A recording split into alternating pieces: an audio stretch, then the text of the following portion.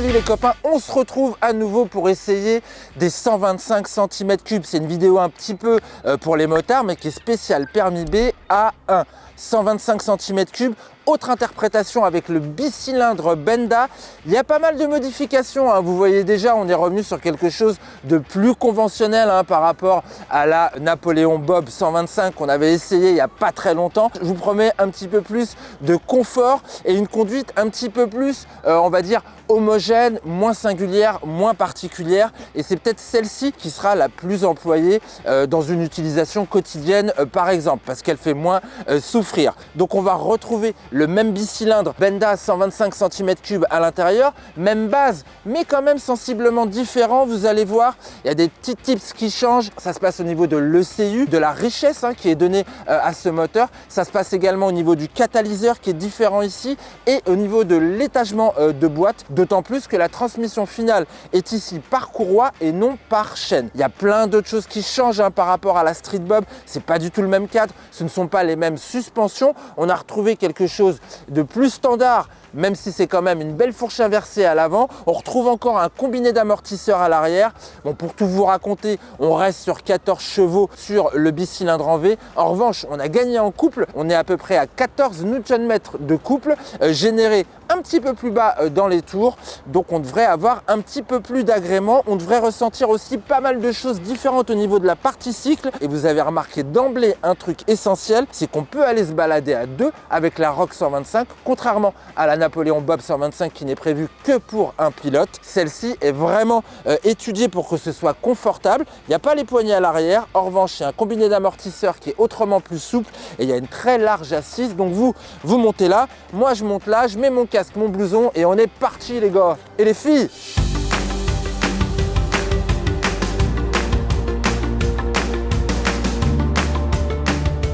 Voilà cette jolie petite Benda Rock. Elle n'est pas très longue finalement, on voit bien que l'empattement il est plus court que la Napo.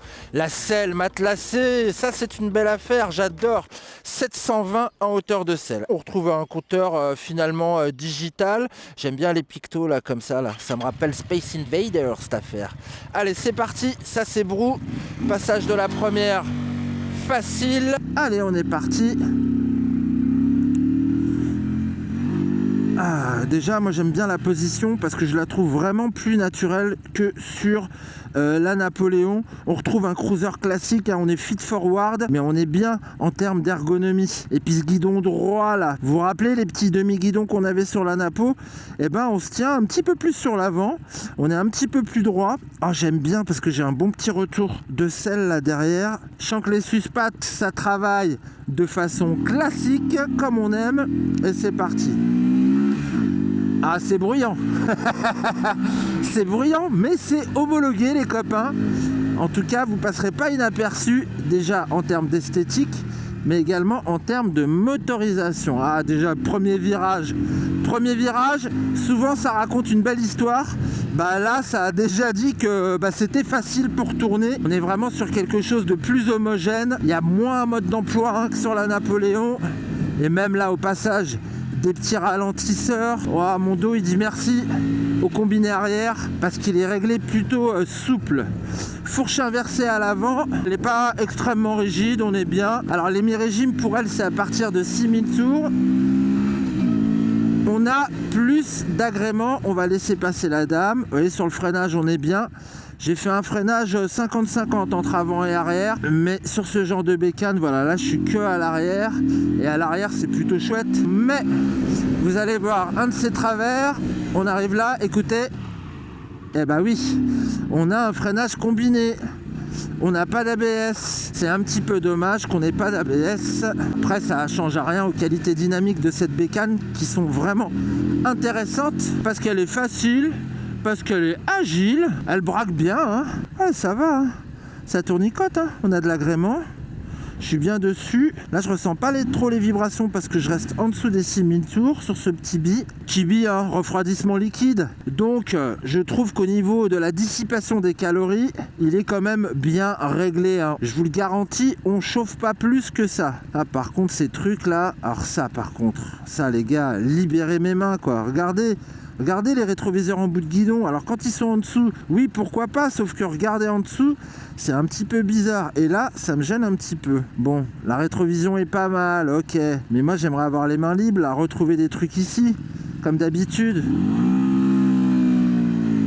Allez, c'est parti. On va se faire les quais. Ouais, ça se conduit vraiment sans mode d'emploi, contrairement à la Napoléon 125. Et dès que je dépasse les 7000, par contre, je ressens les vibrations sous mes fesses, sur le côté aussi, là, où je touche le moteur. Bon, voilà, on va dire que ça fait partie du caractère de cette mécanique. on a de la garde-sol, hein. Il faut y aller hein, pour faire frotter. Beaucoup plus que sur la Napoléon 125. Après, ça reste un custom, les gars. C'est pas une MT 125, c'est pas une CB 125R où il y a une garde-sol là qui est acceptable hein, puisqu'on est sur du roadster conventionnel. Là, pour le genre custom, on a une garde-sol qui est limitée, mais sincèrement, elle est quand même pas mal. Bon, voilà, c'est très sympathique, c'est très attachant à la conduite. C'est très sympa aussi en statique parce que c'est joli. Mais voilà, c'est pas parfait. Donc ce que je vous propose, c'est qu'on se retrouve sur notre petit plateau de fin traditionnel pour parler un petit peu, synthétiser hein, sur les qualités et les défauts de cette petite Rock 125 trop mignonne. Et puis comme on a fait pour la Napoléon, on va voir un petit peu la concurrence faible sur le segment custom bicylindre 125. C'est assez rare quand même.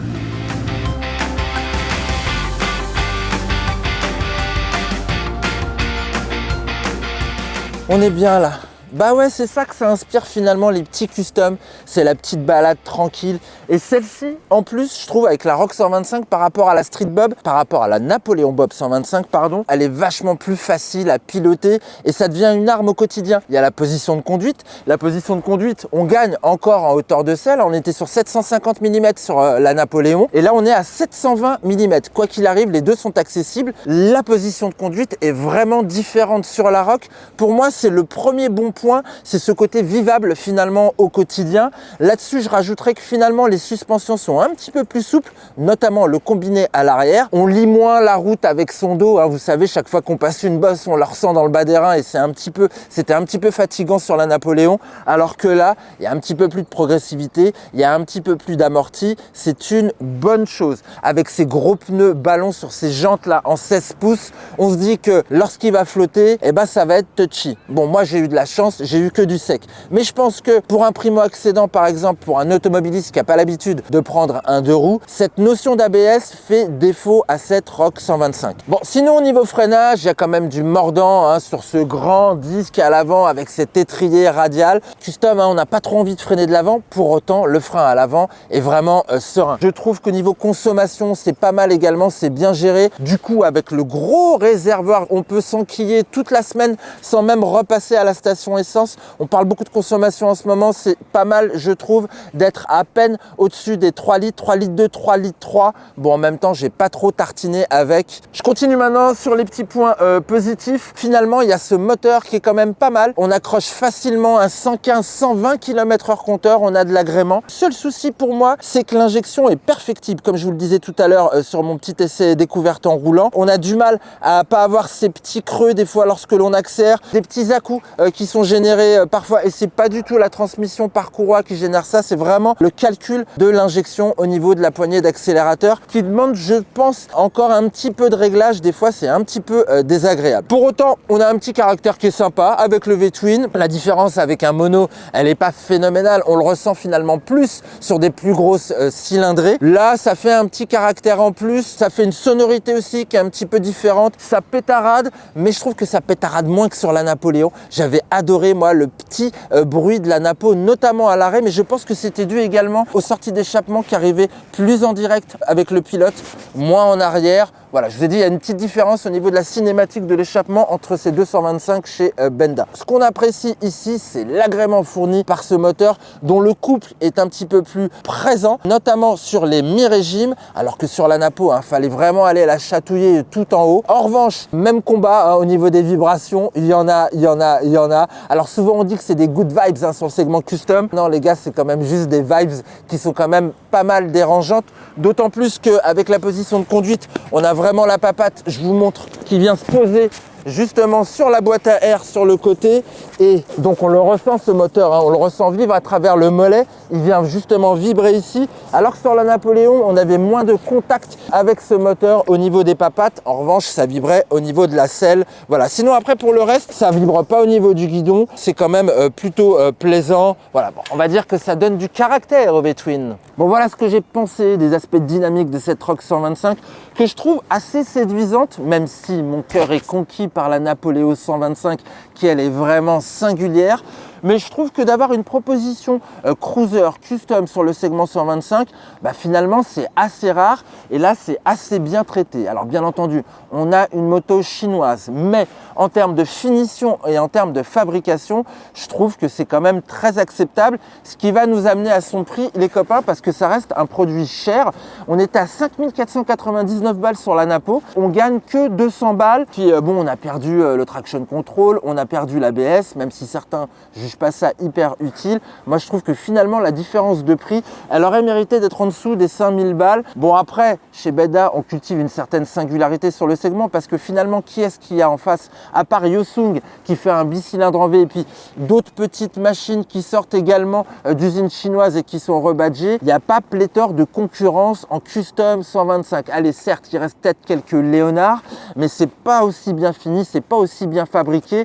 Elles sont chères également les Léonard, elles sont juste à peu près au niveau des 5000 balles. Pour vous donner un ordre d'idée, 5200 balles, c'est le prix d'une XSR 125 chez Yamaha. Donc si vous voulez une 125 Yamaha avec le blason japonais, c'est le même prix. En revanche, il y a beaucoup moins de choses dedans. Il n'y a pas ce petit caractère qu'on a avec le V-Twin, même si je vous ai dit, la différence, elle n'est pas incroyable avec un mono, mais pour qui aime quand même avoir quelque chose d'un petit peu technique, un petit peu singulier, pourquoi pas finalement. Je trouve que la gamme s'ouvre, c'est intéressant. Maintenant qu'on a essayé ces 225 sur la chaîne, on a hâte de voir arriver les gros customs en 950, parce que finalement, le plus gros moteur qu'on a essayé chez Benda, c'était sur la LFC 700. C'était à 4 cylindres qui avait rien à voir avec ce qu'ils font d'ordinaire sur le custom. Donc, on a hâte de voir l'avenir de cette marque et son développement. Une marque qui commence à être bien installée quand même dans le paysage français et dans le paysage européen. Aujourd'hui, Benda, pour vous donner un ordre d'idée, c'est à peu près 300-400 machines et ça ne fait que progresser. Ils arrivent également avec des quads. Donc c'est une marque qu'il va falloir observer parmi tout ce panel de marques chinoises. Ça agace certains, mais le marché aujourd'hui, il est comme ça. Puis sincèrement, on en a besoin pour les petits prix, même si là, sur le segment 125, c'est pas du tout des petits prix. Ils sont partis sur des haut de gamme. Voilà, je sais pas ce que vous en pensez. Dites-moi en commentaire celle que vous préférez. Je suis sûr que vous allez préférer la Napo en statique, mais je vous invite à essayer les deux. Voilà, donnez-moi votre point de vue. N'hésitez pas à mettre un petit commentaire. Moi, je fais comme Loris, je lis tous les commentaires et j'y réponds. Bon, voilà, on se retrouve sur la chaîne pour une prochaine vidéo. Mehdi, Loris, Christophe, vous avez le choix. C'est magnifique, Motorlife. Allez, gros bisous. À une prochaine. Ciao, ciao.